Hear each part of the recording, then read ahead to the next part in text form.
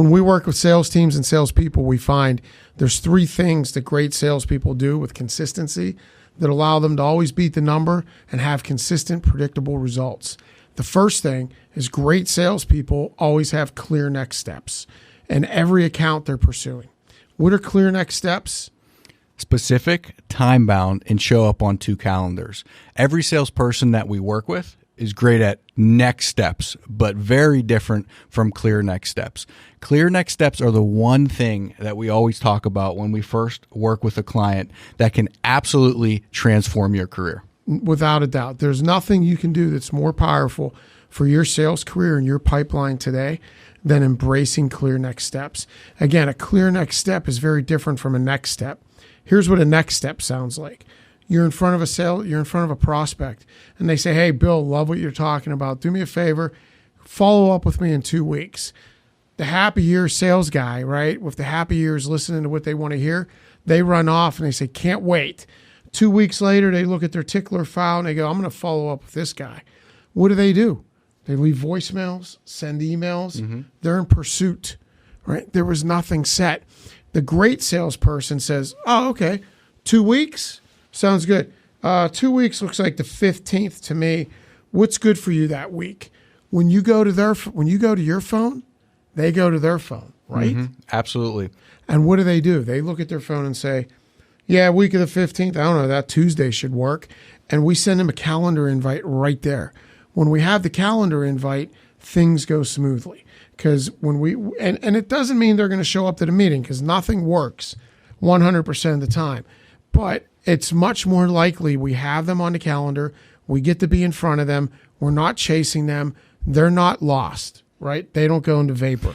And if they don't show up, we usually get a feedback.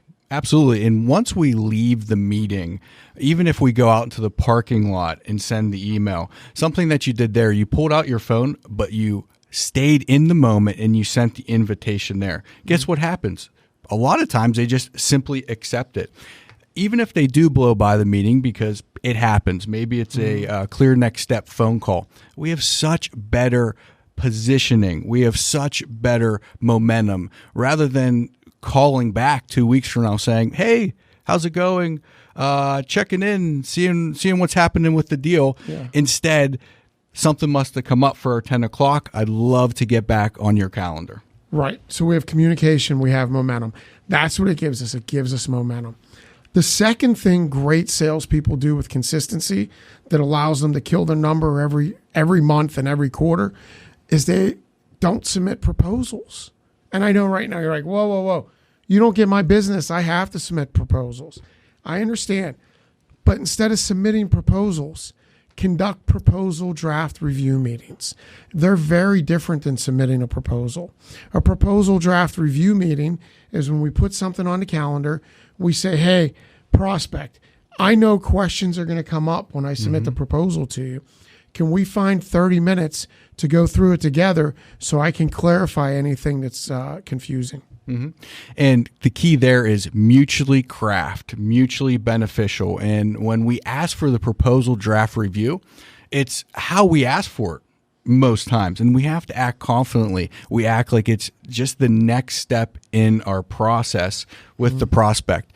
If we're wishy-washy, if we're unsure ourselves, can we come back? This is not drop off the proposal. Right. This is not be in the area. This is very intentional that it's mutually beneficial, and we're going to continue to mutually craft the solution together. And that's the beauty of the proposal draft review, the PDR, as we call it. Because when we're together and we're reviewing it, we might say, we talked about this happening 10 times a year. And they go, I actually think we only need 8.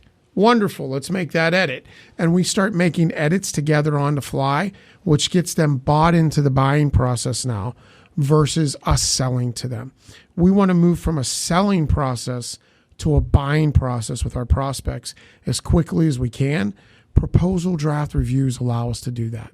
And we know in today's sales cycles that information can come out at any given time on the fly. It's very fluid from hello to thank you. Mm-hmm. So why would we not want to be in front of the client again? Another opportunity to, what we say, live in discovery, or diffuse bombs.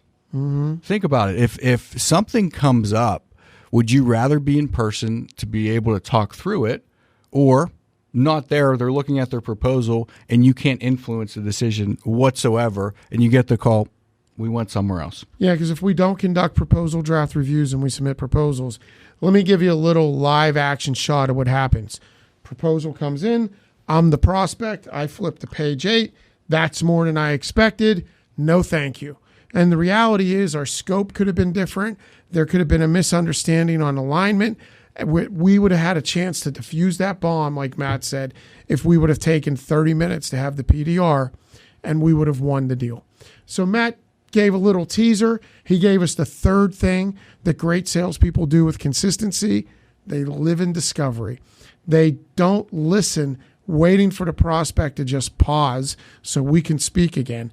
They actually listen with intentionality and understand that everything the prospect is sharing with us has importance. They recognize that what the prospect has to tell us is far more important than anything we have to tell them. So great salespeople live in discovery. They're always trying to understand the impact, the value, and the why behind what the customer or the prospect said in that last statement. And what does living in discovery mean? Because every single salesperson will always say, we have 2 ears, 1 mouth.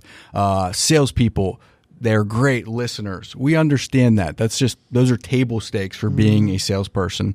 But truly living in discovery is slowing the process down, being bold enough to slow it down to eventually speed it up, and using open-ended questions, which are an invitation to conversation. What type of questions are you asking? Close-ended, yes, no, 5,000, 10,000, or open-ended questions.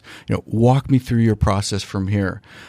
What else do I need to know about X? Tell me more about X. Those are opportunities for the prospect to hear the question that's on their heart and engage in conversation. Absolutely. And those invitations to conversation Matt mentioned, tell me about, walk me through, help me understand. These are the type of statements that lead to great sharing of vision, sharing of hopes, sharing of dreams, sharing of what great outcomes look like, not the close-ended questions of how many, what date, why, right? So can you embrace these? And if you want momentum, if you want to win, if you want to kill your number, do these things. Embrace clear next steps. It'll give you momentum. Embrace proposal draft reviews. It's going to give you great insight, help you mutually craft solutions rather than submit proposals that may miss the mark, and live in discovery. Extend invitations to conversation. Recognize what they have to tell us is far more important than we have to tell them. Recognize that great questions are always the right answer, and you're going to win. You're going to kill your number. If we can help you in any way, my name is Bill Talerico. I'm the founder of the Talerico Group. This is Matt Rodgers, who's my partner. For the past 5 years, Matt and I have been together.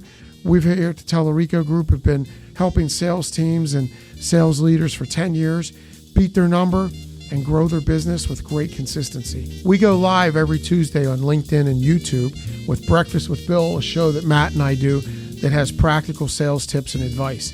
Would love for you to join. Subscribe below on YouTube.